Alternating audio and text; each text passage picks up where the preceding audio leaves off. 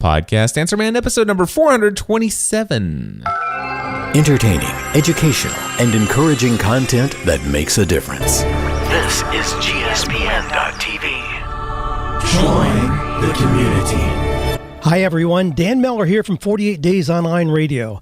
Cliff Ravenscraft has been my podcast answer man ever since he was bold enough to ask me if I wanted to make my podcast a 10 rather than a 6. And from what I'm now hearing all around the world, not only is he my podcast answer man, he is the podcast answer man.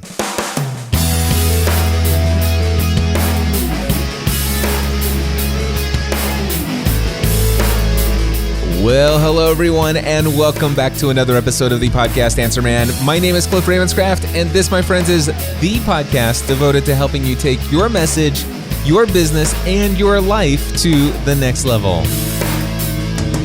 That's right, my friends. It does not matter if you are brand new to this online content creating world we live in, or if you've been creating content for many years. There's something we can all do to take everything we do in life to the next level. And well, my friends, this week I am going to try something a little bit different. I am going to be building this podcast episode as I go. I have some ideas on paper in front of me about what might be included in this episode, but the only thing I know for sure is what I'm going to start with. And let's just jump right into this and get it started.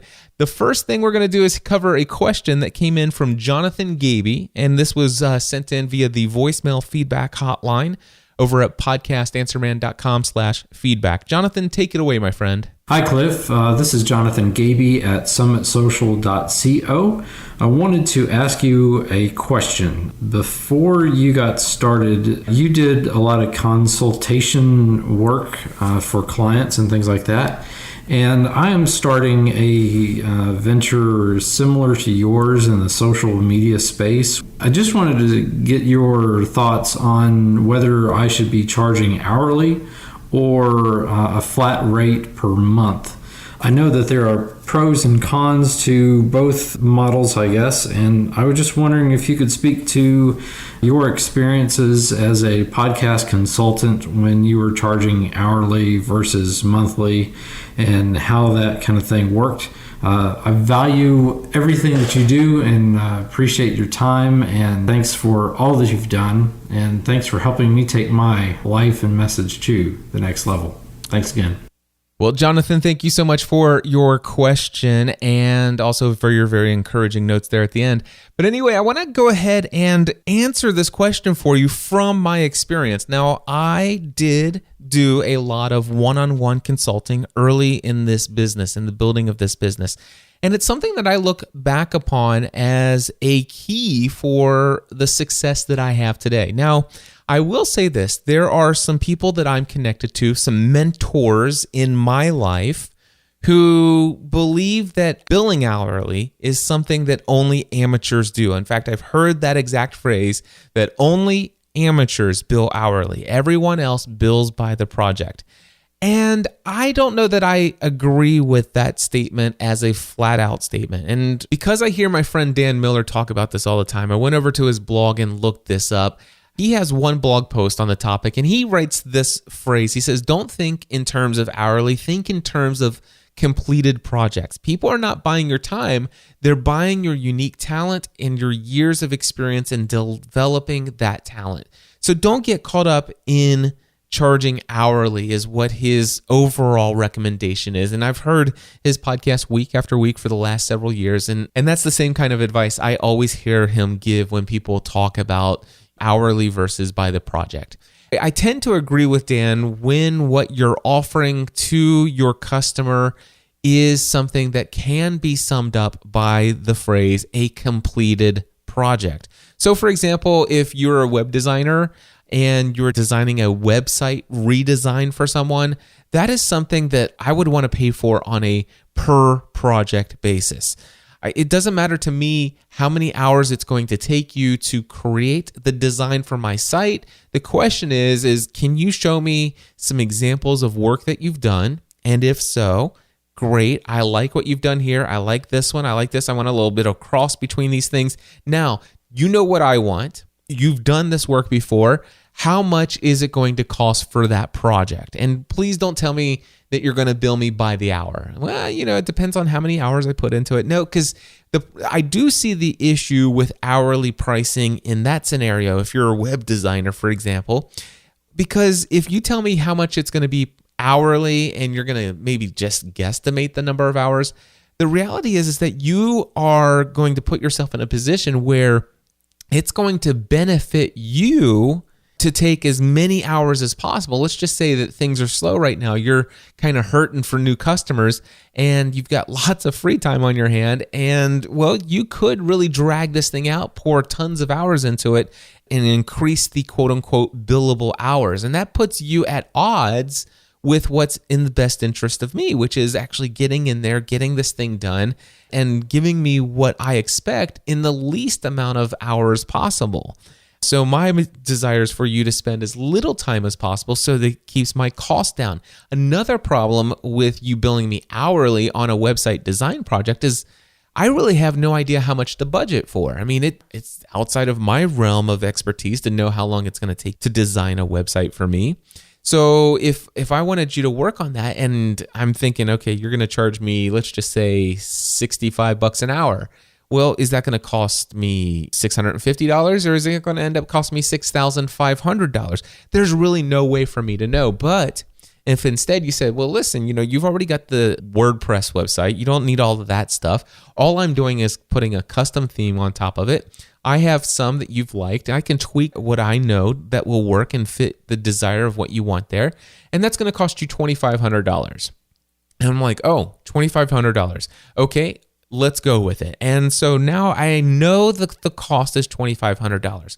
Now I'm happy to know what the cost is. And if it fits within my expectation of what I was willing to pay for this project, I agree to pay you $2,500.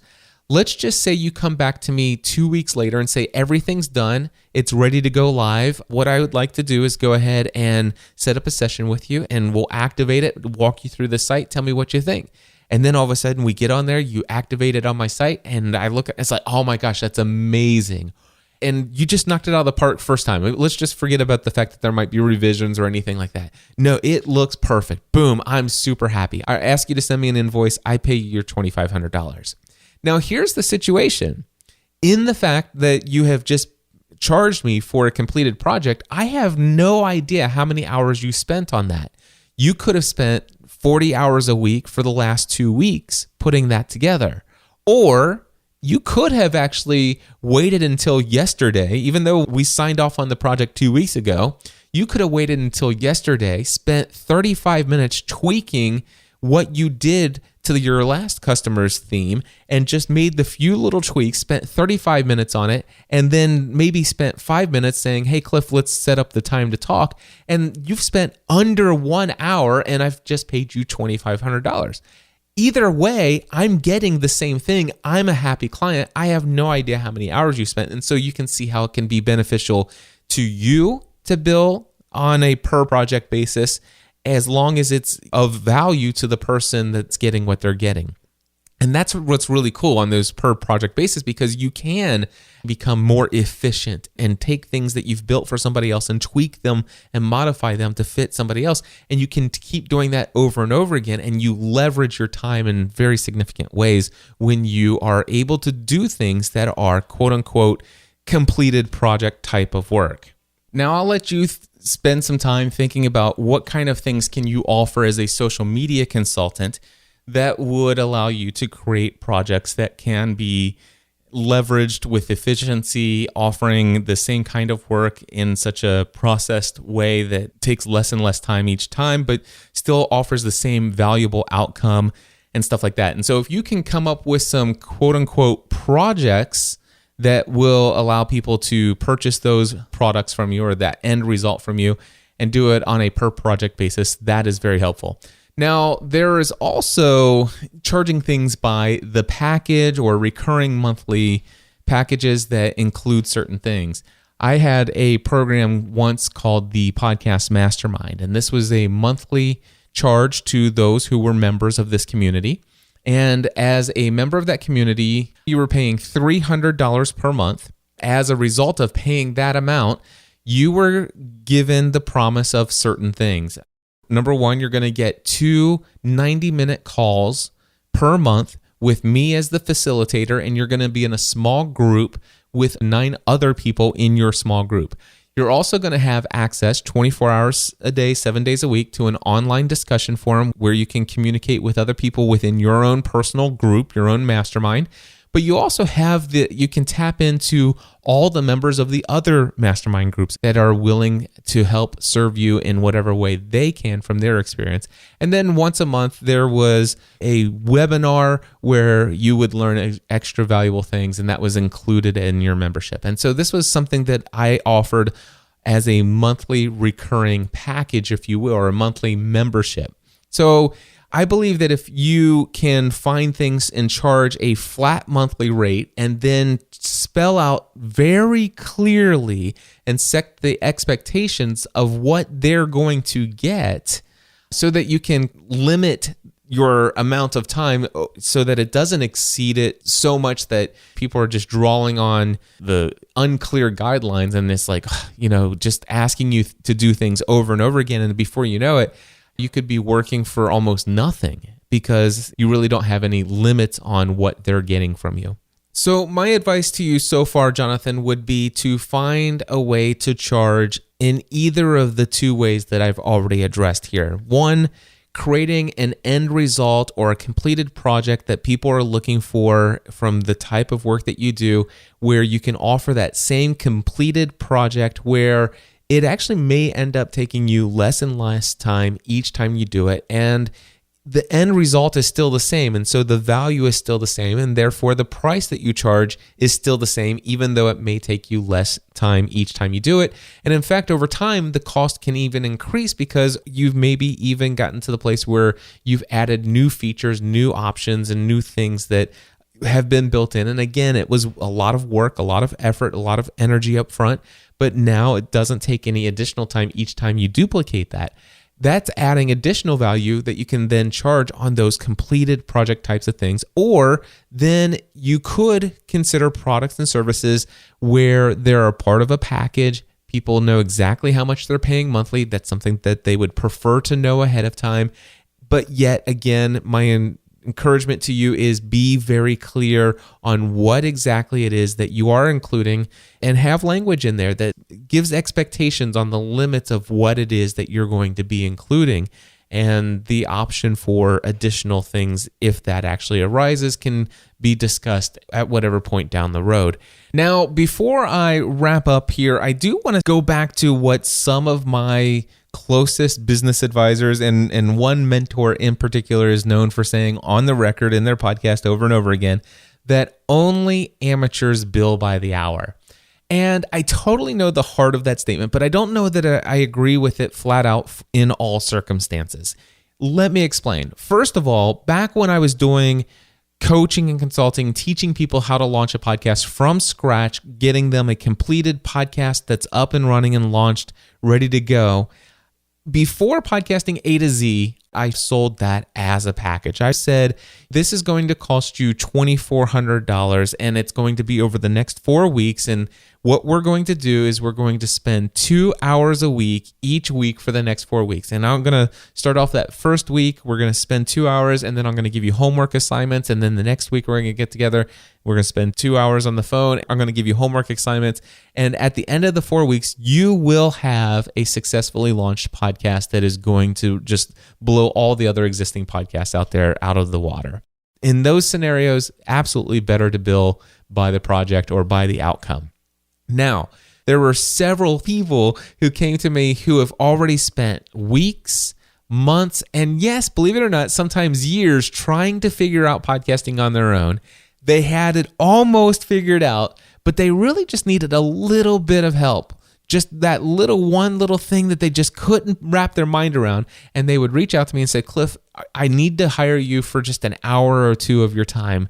How much is your hourly rate? And I would respond to them, my rate is $300 per hour. And I always added this, with a minimum of 1 hour per call. If you get on the call and we figure out what you need within 20 minutes, you've still paid the $300 for that hour. And I'm happy to spend the rest of the hour with you, but that's completely up to you. Some people chose to spend that rest of the hour with me. Some people said, hey, Cliff, thanks a lot.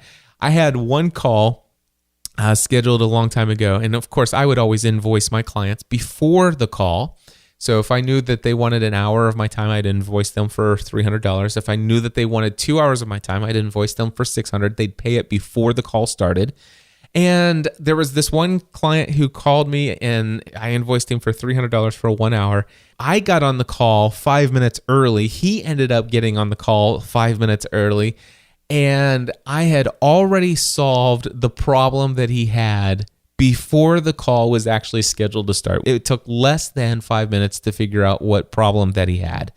And instantly he's like, thanks so much. I'm like, well, we still have the next hour. It's like, Cliff, that's okay. I've got other things I can do with my time. I'm sure you do as well.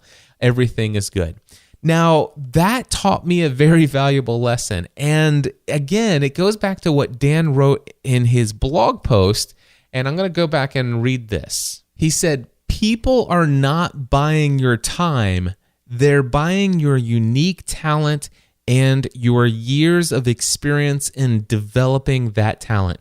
So for this client who got on the phone and spent less than 5 minutes with me, was it still worth $300 for him? Yes, because he had already decided ahead of time that he would pay $300 for me to help him find the solution to the problem that he had. We got on the call. In less than 5 minutes, I helped him find the solution to that problem. Now, the reason I was able to diagnose it so quickly is because I had him go through a couple steps. I asked him to do something for me. I listened with my ear, my trained ear, and as a result of all the years and experience that I have in doing the things that I do, I heard a specific sound and I instantly knew what the problem was. And I said, all you need to do is pull this out, plug this back in, and then go ahead and try it. And we instantly fixed and solved the problem. And then I explained to him what I thought it would be. And he says, yes, Cliff, you know what? We did have a storm. When I came back, I had to reset all the clocks on the microwave and the stove and everything. And I'm like, that's exactly what happened to me. It's only happened to me once in the past. It was during a thunderstorm. And that was what your problem was. He said, thank you so much. Less than 5 minutes on the telephone. And he was extremely satisfied. And the other thing about hourly, I have no problem at all with the fact that I spent so many years making myself available on an hourly rate, because I can tell you that it's through those one-off things. It's, Cliff, I need this real quick question. I need this quick question. I don't need you to teach me through this whole thing, but I just need somebody who can teach me how to use Adobe Audition. Can you walk me through it? Just teach me the basics. And I'm like, yeah, I can do that. And I didn't have a tutorial at the time. I didn't have a package for teaching people that. I just had somebody say, hey, I want you to teach me this. And before I know it, one day I had 4 individuals pay me 2 hours each how to teach them how to use Adobe Audition. I did 2 in the morning, then I had lunch, did 2 in the afternoon, and by the end of the day, I've taught 4 different people, spent 2 hours from beginning to end teaching them the basics of Adobe Audition. And I had done that with GarageBand. I had done that with Audacity. I had done that with so many people over so many different topics. And it's because of all of those one-on-one coaching and consulting calls that I knew what people didn't know. This stuff was like second nature to me. This stuff, I'm like, I can't believe these people don't know this. Of course, I never really thought that, but it's just sometimes you forget what is natural for you. This is a major hurdle or stumbling block for them. And so it's through those one-on-one calls where I just made myself available for a quick one-off hourly rate. And that's what led me to eventually get around to saying, you know what? I have had so many people hire me to do this. I'm going to create a video tutorial on how to use the basics of Adobe Audition. And while I'm at it, I'm going to create a video tutorial on how to use the basics of Audacity. I'm going to create a video tutorial on how to set up a Behringer MDX 4600. I'm going to do a video tutorial on how to set up a Roland digital audio recorder. And those tutorials eventually were created and I made them available for sale. They've literally sold tens of thousands of dollars worth of copies, and they continue to make me lots of money continually today. And not only that, but those eventually became the basis of Podcasting A to Z, which is something that has generated over $1 million in my business. So I am very thankful and very happy with all the years that I spent charging on an hourly rate for those one-off little things here and there. But I still think that finding those monthly packages where people can budget and have you on retainer, if you will, or if you can come up with a couple packages where they're completed projects, the outcome is known, it's what they're looking for, and it's something you can be efficient with, what we talked about earlier. I believe that you'll be able to scale if you do the other two things, whereas making yourself available on an hourly rate does not scale well. And that's what's happened to me, and that's why I don't offer one-on-one coaching today at an hourly rate, because I had grown to the place in my business where I had so many people that I just cannot make myself available to all the people who want to hire me one-on-one these days. And that's why I've gone to some other avenues. So Jonathan, I hope that is a helpful answer to your question, and I wish you great success in your business efforts. Now, if you have a question that you would like me to consider for a future episode of Podcast Answer Man, you can submit your question in audio form. The details can be found at podcastanswerman.com/feedback. And if you want the greatest chance of having your question covered here in the podcast, I'll let you know that some of my favorite questions have to do with productivity, entrepreneurship, business mindset, pricing, things like that. I loved this question that Jonathan asked here for this particular episode. And if you have a question like that, feel free to head over to podcastanswerman.com/feedback. Another quick thing, I want to peel back the curtains here and let you see what's going on behind the scenes. I'm so glad that I made the decision to record this podcast and build it as I go. And what I meant by that is that I was having a difficult time trying to decide exactly what I was going to include in this week's episode. I told you at the beginning that I had some ideas on paper, but I wasn't quite sure exactly what I was going to include. So I didn't want to actually tell you at the front of the show, you're going to have this, this, this, and this. Now, in the future, when I do a build as you go episode, I think what I could do is go ahead and record the different segments of the show and put them together and just not record the intro. And that way, once I've actually recorded all the segments and edited them and I know exactly how I feel about the end result of each of the topics that I would cover in the episode, I could then, at the end, record the intro and say, this is what you're going to get in this episode. But I didn't do it this way. This is a build it as I'm doing it kind of show. The interesting thing that I want to tell you right here is that we're probably about 23 minutes or so into this episode. But what you don't know until I tell you right now is that I recorded what you've already heard for about 43 minutes. That means I cut out a lot of stuff in the editing process yesterday. So I started recording this podcast yesterday, recorded for about 43 minutes, and then afterward I'm like, you know what? If I would have had more time to plan that out, I probably would have said this a little bit more succinctly. I cut out a ton of stuff, obviously about 20 minutes worth of commentary to give you only what was essential. And actually this morning, it's currently 9 o'clock in the morning, the very next day, I went back and listened to the entire 21 minutes of content that was left after the process was finished. And I'm like, I probably could have still cut one little bit out of there, but let's just move forward. And I have a very good feel for how the first 21, now 23 or 24 minutes have been going. And I'm like, okay, now I have this amount of time left, approximately in my mind, knowing that I want to keep this under an hour. What do I want to include next? And I've already looked at that list of possible topics that I was going to cover in this episode, and I'm like, that's not necessarily that important. That's not that important. But I do have one topic that I feel would be valuable for me to share, although I do have a quick word of warning here that if you are a Windows computer user and you will always be a Windows computer user, what I'm about ready to share probably is not going to be all that appealing to you.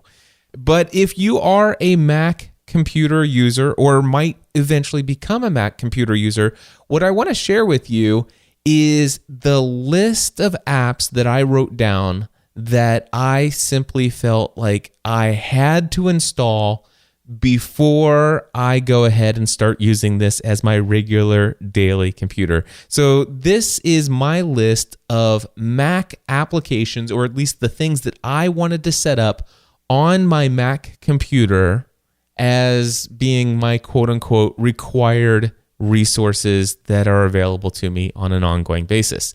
Now, I will include a list of everything I'm about ready to share with you in the show notes over at podcastanswerman.com/427.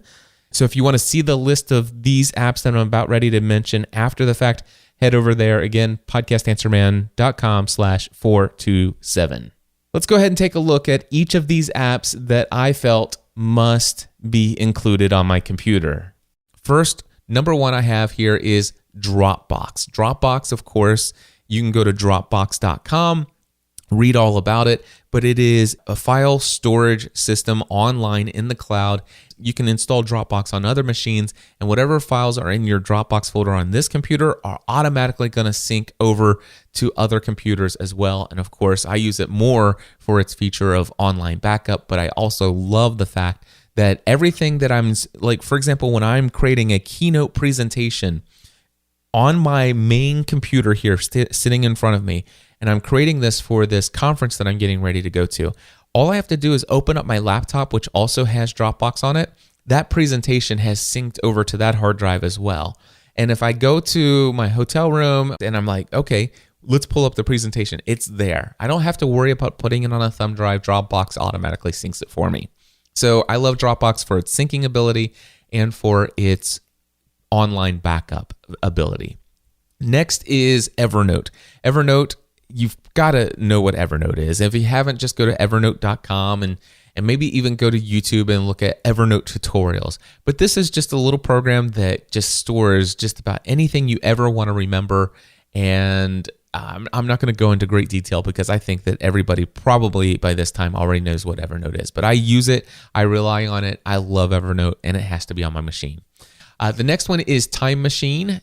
Now, this is software that's built in automatically to your Mac, but of course, what was important and essential to me is that I actually set it up and let it do its initial backup and then make sure that it is set properly to do backups every single hour and looks for any changes to any files since the last hourly backup. And if there are any changes, then it saves new versions of only those files. I love Time Machine.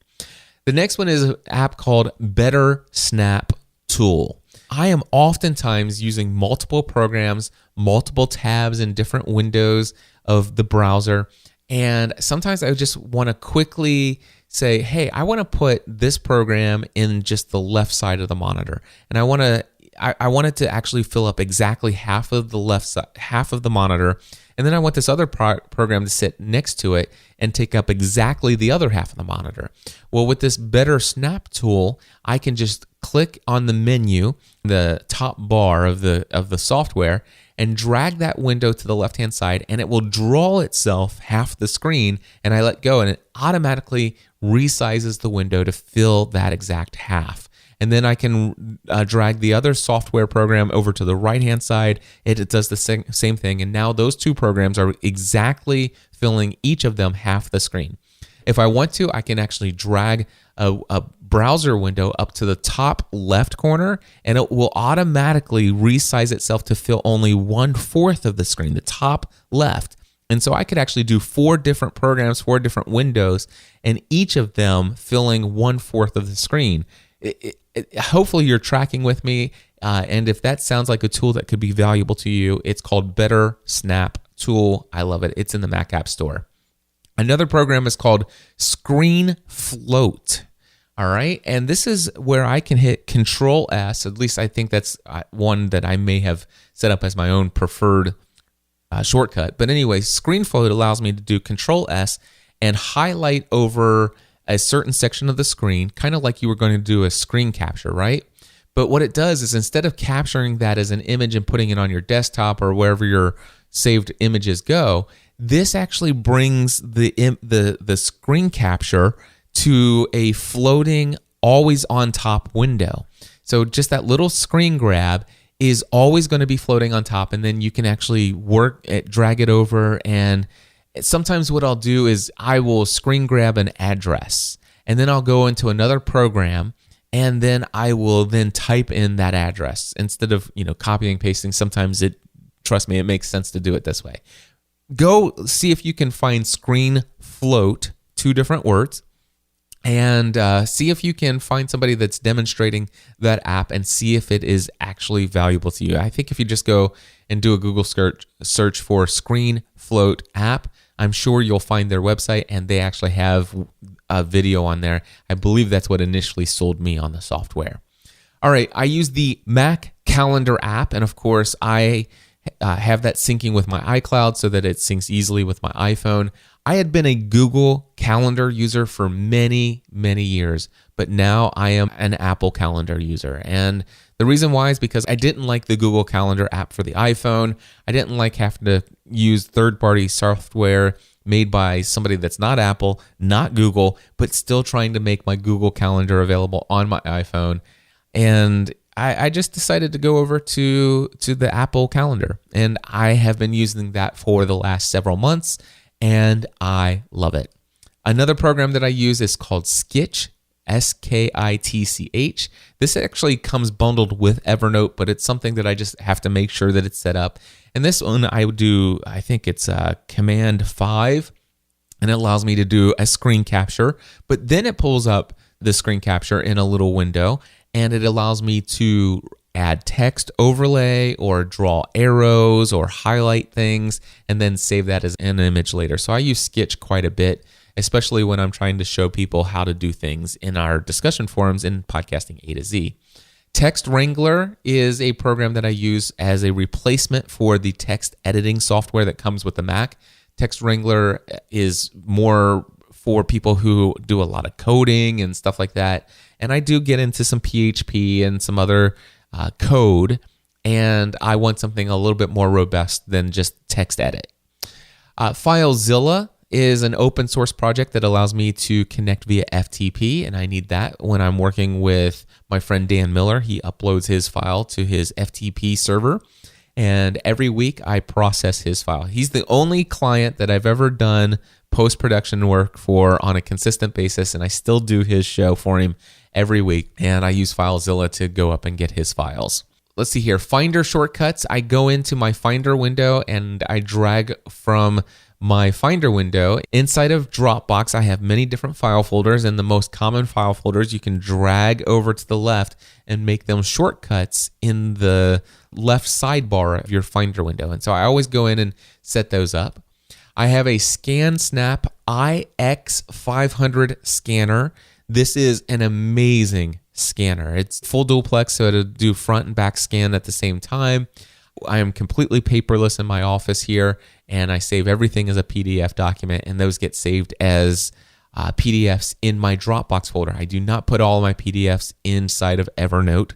I put all of my PDFs, my own custom filing system inside of Dropbox. But to get any kind of paper that's actually mailed to me or any kind of receipts and stuff like that, how do I get that into PDF form? I use this ScanSnap IX500 scanner to do that. And I, of course, have to set up the software that usually would come with the scanner, but I just go and search for it online and download it from the support page, and it works fine. Then there's the Dymo Label Writer 450 Twin Turbo Printer. This is a little label printer made by a company called Dymo, and it's cool. It's thermal, so there's no ink that has to be replaced.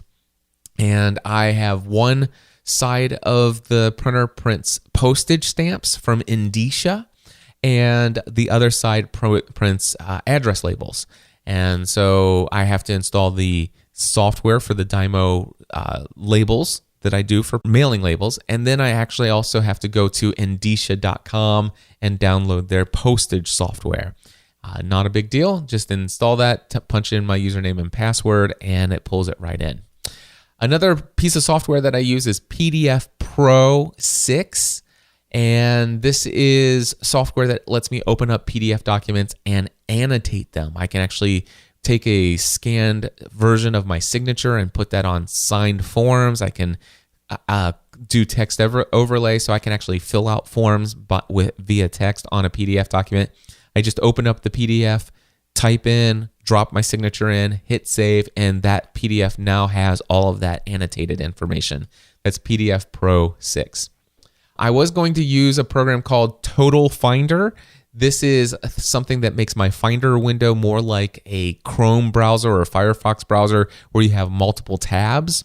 Unfortunately, Total Finder is no longer made for El Capitan, so I'm not going to be using Total Finder anymore. There are some alternatives out there, but they don't look as good as this program that I was using called Total Finder, so I'm just going to get used to using the Finder window by default. Of course, I installed ScreenFlow 5. Now, ScreenFlow is all one word, and this is a video screen capture program. And it's also, ScreenFlow is what I use for all of my video editing. Even if I'm taking video from my iPhone or from my big full-blown Canon HF-G30 camera, I use ScreenFlow for video editing, and I love ScreenFlow. By the way, if you want to see my basics of ScreenFlow video tutorial, you can find that over at podcastanswerman.com/products. I use Skype for all of my connecting to other people via audio when I want to do interviews for the podcasts that I do or just online meetings. I use the Day One Journal app. This is a little app that allows you to just keep journal of things that are going on through your day. And I've been using this for the last couple of years, and I love it. I use an app called Cloud App. Cloud App is all one word. And if you want to learn more about what this is, go to getcloudapp.com. But this allows me to very quickly drag any file that's on my computer into this little cloud thing that's up in my menu system. It instantaneously creates a little copy link that I can then paste in an email or whatever and say, here's a link to that file that you wanted. It's real easy file sharing, if you will. Go over to getcloudapp.com. You can learn more about it. Also, I use Adobe Creative Cloud. I pay I think it's $50 a month or something like that. And I have access to every Adobe software that they make. And the only two that I really use right now is Adobe Audition, which I use for all of my audio editing. And I use Adobe Photoshop for editing photos and images. Next up, I have the Kindle app. I do install the Kindle app on my desktop because I make highlights of books that I'm reading in my Kindle that I actually use. I use the Kindle Voyage. I also have the Kindle app on my iPhone as well and on my iPad. But I read a lot of books and I will highlight certain things. And then what I'll do is I'll come to my computer and look at those highlights from my computer version of the Kindle app and build those into show preparation notes that I'm making for episodes where I want to share some of the insights that I've gotten from books that I've been recently reading. And then I recently started using QuickBooks Online, the desktop app. Now, I've been using QuickBooks Online for my accounting software for many, many years, but I've always logged in via the web browser to access it. And lately, they've added their own version of two-factor authentication. And so every time you log in, it sends you a code to your email, and you have to go check your email and type in that code and stuff like that. Whereas if you have the desktop version of their app, you can log in, and it keeps you logged in. And I love that functionality. And really, all it is it's not really storing all of that data locally. It's pretty much as soon as you enter the stuff, it's instantly putting it into the cloud as well. Kind of like what Apple Calendar is doing. You're putting the information in, but it's immediately syncing it up to their cloud servers. So I feel confident that everything that I do on this QuickBooks Online desktop app is instantly saved on the cloud as well. So I like that app. I just started using that recently. And then the final app that I have here written down is Memory Monitor. And this is something that allows me to just keep track of what's going on with the memory in my computer. My new computer that I just recently got has 32 gigabytes of memory, and so I don't necessarily think that I have to worry too much, but I do like to actually see what programs I'm running are using a lot of memory, and I can hover over each program and it'll tell me how many gigs of memory it's using up. And there's also a little button that I can clear the cache of the memory, freeing up more memory for other things. So I'm really happy with Memory Monitor, 2 words, in the Mac App Store. Anyway, those are just some apps that I find essential to computing for myself personally, and I thought that might be of interest to some of you. Anyway, folks, that's going to wrap it up for this week's episode of Podcast Answer Man. I do want to quickly remind you that I am going to be speaking in New Zealand in February. If you want to come to New Zealand for the Asia Pacific Podcast Conference, head over to my website. On the right-hand side, you'll see my future speaking gigs. If you click on that particular link for New Zealand, that is my affiliate link. It will get you access to the ticket. At the regular price, you'll actually get the VIP pricing. So again, that's coming up in February. All the details over there, podcastanswerman.com. Look in the sidebar. Also, I will be speaking at the Social Media Marketing World Conference. That's going to be in April. The details are over there at podcastanswerman.com as well. In the sidebar, there's a link, and that is also an affiliate link for signing up for that event. And the final thing that I want to mention is that my next session of Podcasting A to Z is coming up on Monday, January 4th. If you have been thinking about starting a new podcast in 2016, I would love to be your personal coach for 4 weeks. I will be there to guide you, hold your hand through the entire process through my online coaching course. It's at podcastingatoz.com. Go over there, check out all the details. If you want, you can go ahead and sign up right away. If you have any questions whatsoever about the course after seeing that page, just email me, cliff@podcastanswerman.com. All right, well, guys, thank you so much for tuning in. And until next week, where I'll release another episode on Friday morning at 5 a.m. Eastern Time, I encourage you to take everything you're doing to the next level. Helping you take everything you do to the next level.